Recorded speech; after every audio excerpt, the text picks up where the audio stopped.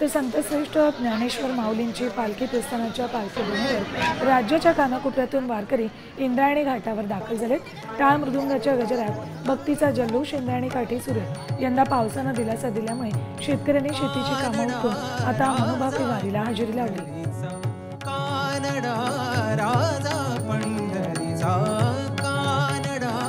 तर माऊलींच्या संजीवन समाधी मंदिरातून वारकऱ्यांशी बातचीत केली आमचे प्रतिनिधी रोहिदास गाडगे।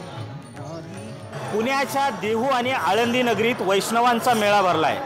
आषाढी वारी सोहळ्यानिमित्त राज्यभरातून लाखोंच्या संख्येने वारकरी बांधव आळंदी नगरी आणि देहू नगरीत दाखल झालेले आहेत। आज जगद्गुरू तुकाराम महाराजांचा पालखी सोहळा प्रस्थान ठेवतोय, तर उद्या संतश्रेष्ठ ज्ञानेश्वर माऊलींचा पालखी सोहळा प्रस्थान ठेवणार आहे।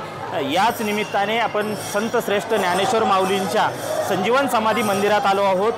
लाखोंच्या संख्येने वारकरी हे देवाच्या आळंदी नगरीमध्ये दाखल झालेत। खरं तर वारकरी हा शेतकरी असतो, हा शेतकरी या वारीत सहभागी झालेला आहेत। आपल्यासोबत काही वारकरी आहेत। वारीला आम्ही दरवर्षी येतो। आम्ही मच्छीमार लोक आहोत।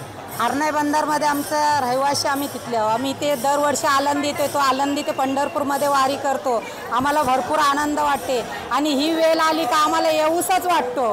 घरी का आम्ही राहत नाही। आता आमचे मुलं बाला आहेत तरी आम्ही घरी ठेवून आलोय।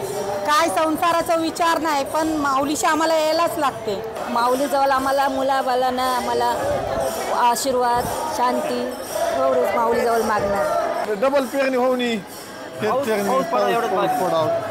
रोहिदास गाडगे, साम टीव्ही न्यूज, आळंदी, पुणे।